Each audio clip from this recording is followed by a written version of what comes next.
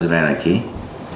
He's got a beautiful Sons of Anarchy t-shirt on over here, which is that little biker show that I did for 7 years. That big hit biker show.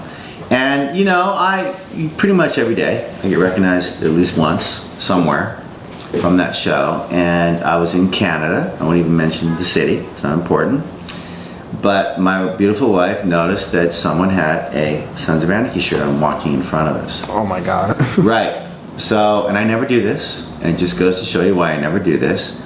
So I walked in front of him and I, hey buddy, how you doing? He goes, good.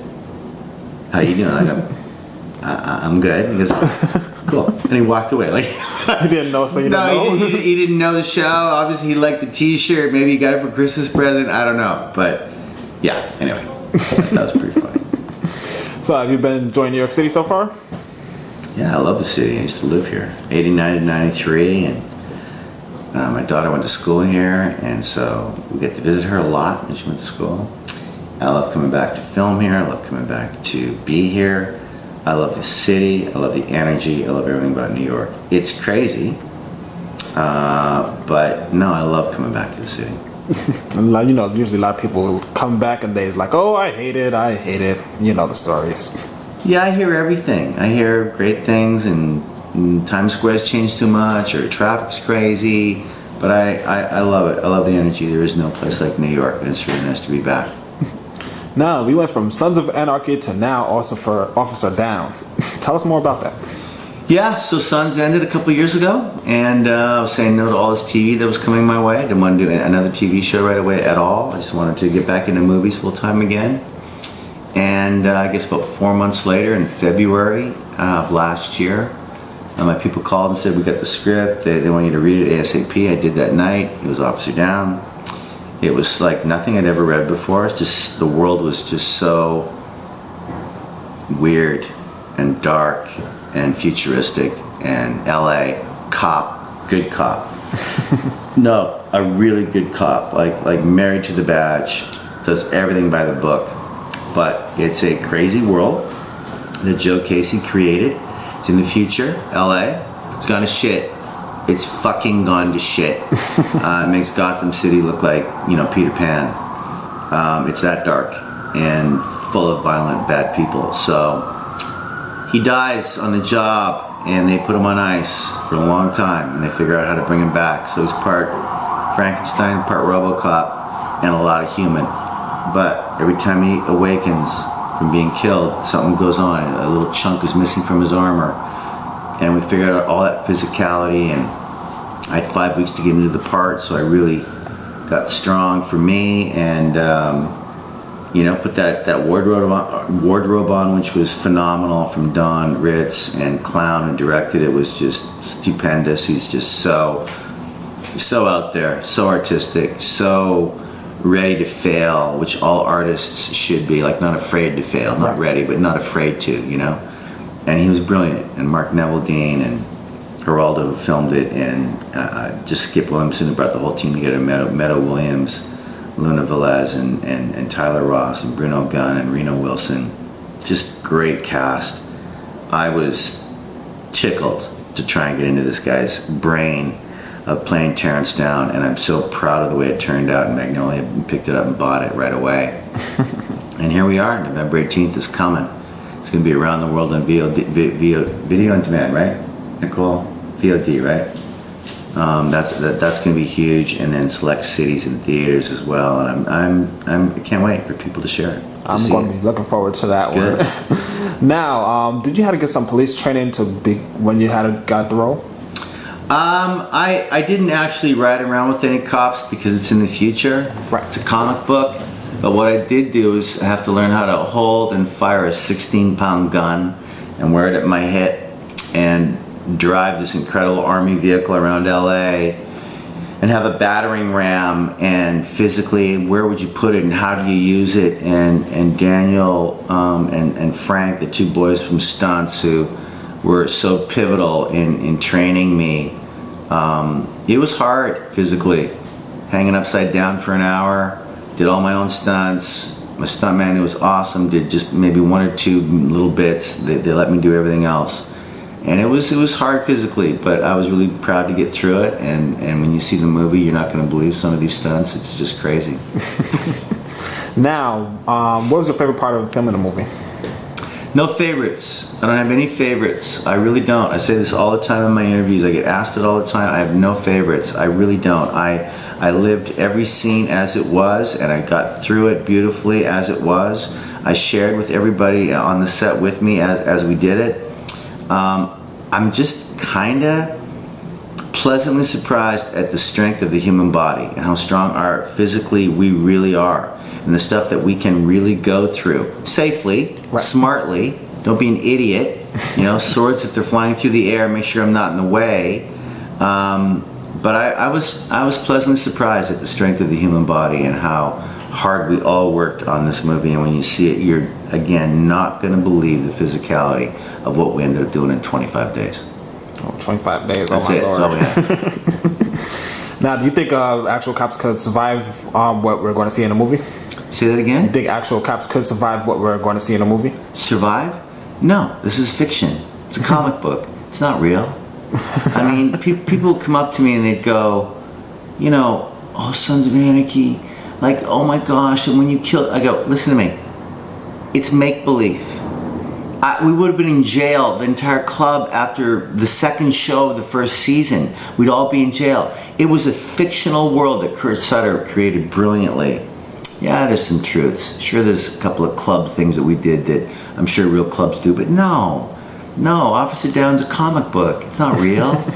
It's a fantasy of a very dark, hard R world that Joe Casey, in his crazy mind, wrote down in a comic book. Then he wrote a 94-page script. Then they cast me and everybody else. And no, man, we have all kinds of different genres and movie takes. We have a Mandarin-speaking kung fu master, Master Flash, who is speaking Mandarin, but we put an English voice in it like they did in those beautifully bad Japanese movies back in the 60s. So we've got all kinds of noirs going on, all from Clown's Head and Mark Neveldine's Head, and it's fun, it's violent, it's sexy. I'm fucking naked at least 3 times, people, so get ready. And it's like nothing I'd ever done before, I'll tell you that. Now, how much fun are comic materials put into the movie? Every single page from that comic book that Joe wrote and Chris Vernon drew and painted graphically is in the film, plus a lot more. I mean, obviously a comic book's a comic book. Right. The film is 94 pages, so nothing from that comic book is not in the movie. It's all in the movie, plus a lot more. So get ready. Have you read comics back in your day, or do you still? Yeah, back in the old days. I mean, you know, I'm from Canada, and I used to love Batman and Spider-Man and Superman and the Hulk, and I was a big fan early, and then it just, you know, my mom threw them all away. Like, why do our parents not keep everything we had? I don't understand. But no, not anymore. I'm not a comic book guy now because I think I'm just a little too busy, but I appreciate people who are. Have you been to New York Comic Con yet this week? No, we go tomorrow, right, Nicole? That's right. That's right, it's how we're rolling. Tomorrow, all day. Here we Tomorrow. go. Sign, picture. Get ready for that crowd on Saturday because it's going to be tremendous. It's going to be tremendous, yeah, that's what I've heard. I've done a few Comic Cons before. Sons of Anarchy, we went to San Diego 4 years in a row, maybe even 5. And we were in the big hall, like 8,000-9,000 people. I mean, ooh, it's kind of madness, isn't it? People take those things seriously. And people, you know, who are fans of comic books and television shows and movies, they flat out love it. So I'm looking forward to it. Now, speaking of television shows, do you think the landscape has changed a lot with the way TV shows are produced than it was then? Great question. I do. I again don't watch a lot of television. I'm just so freaking busy, happily, thankfully. But The Sopranos was the first show that I watched every single episode, and that was in the mid to late 90s, right? Yes. Into the and so that I never missed. HBO changed television making to me. Now, all these amazing cable networks, from FX down, are changing the landscape of television on cable because you can write different things. You can be more risque, you can be more sexy, you can be more violent, you can be more whatever, weird, funny, right? It's Yes. not a network sort of framework. It doesn't mean network doesn't have great television shows, because they do.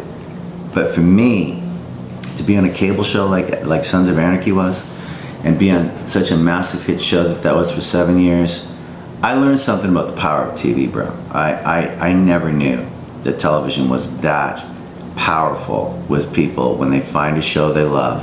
And they get to see a guy like you or me every week in their bedroom, in their living room. They get so attached. It was an eye-opener for me. So I'm definitely going to be back on the small box. It'll be more my show, or me and another guy, or me and another girl, or 2 or 3, like it was in Sons. Right. But I really am in no rush. I am so I'm an actor first, and to play all these different parts again in movies, because I'm free from doing a television series, which I'm so glad I did. But it's really nice to do different parts, because I'm an actor, man. To play I got 9 movies coming out. 2 have been out. I've got 2 more opening in November. I've got a big one in February, Goon 2. I could go on and on. Sure, you could. The floor is right. All Pardon me? yours. Yes, the floor is yours for that one. For what? The floor is yours for that one. Yeah. You can tell us about your future projects. Yeah, no, I'm doing now in Montreal my 9th project since the end of Sons. 9. Oh my lord. And I'm co-producing it. I'm starring on it with Anthony LaPaglia, my good buddy, amazing. Paul Servino is in it. I can't explain what it is because we're under serious but it's brilliant. Holly Hunter, Strange Weather, Tiff. I play her boyfriend, sweetest guy in the world. My mom's gonna be so happy. Like, ooh, playing a sweetheart. That's nice for a change. Goon 2, like I mentioned. I got a huge comedy with Kevin James called True Memoirs of an International Assassin. Andy Garcia, hysterical for Netflix. I just finished a massive Western, another one from Netflix, 6-parter. Scott Frank directed and wrote a great cast. Dark Western, dark. That'll be out next year on Netflix. So it's on, brother. It's on. Now I have a few Sons of Anarchy questions from a few of my Twitter followers that sent to me. Let's see here. NWO Wolfpack TV X. How many motorcycles were broken in between filming from season 1 to season 7? A lot. But I can honestly say that the only bike to survive was Tig Traeger's bike, my bike. It survived. It's the only one that survived. Everybody else in the club, from an accident, from this, from that, got stolen, cops took them. They all had different bikes by the end. I'm the only character that used his same bike right through. So it's, Oh my lord, I never noticed. yeah. Let's see here. Raw is Gibby asks why the character Tig had to like men and women. I don't know what that question really means, but I will say this, that Kurt Sutter is so beyond brilliant in his craziness that to show a love affair like that with a transgender from Tig Traeger, if I wanted to be comfortable, I'd be doing CSI Saskatoon, okay? Could care less about CSI Saskatoon. But I loved being given that opportunity with Walton Goggins, who's also just an amazing actor, to go where we had to go in our heads as actors is why I'm an actor. It was uncomfortable, but it was amazing, and I'll never, ever forget it, nor will any of my fans, whether you're a redneck or gay or straight, every time they meet me, they just go, I can't believe you did that. That was amazing. I just can't. I'll give it up to you, boy. You're an incredible actor. Thank you. And I just go, thank you. Because the world needs fucking love right now. That's right. And we need understanding right now. And we need tolerance right now.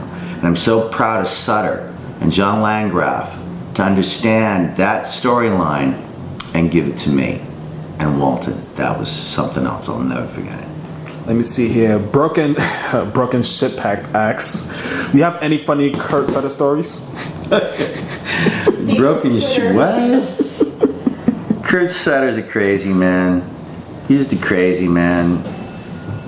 He beats to his own drum. He's the captain of the ship. He did it his way. I don't think any of us on that show knew how big and popular that show has become and always will be in our past of one of the great shows that people did watch, right? Right. So there's too many stories about Kurt and we don't have time. That's all we have time for. Okay, no problem. Thank you for coming Want on. to wrap it up? We're good? Yes, we will wrap it up. Do you have Okay. any more final words? No, just thanks for wearing your Sons of Anarchy shirt, you sexy son of a gun. Now get out of here. All right.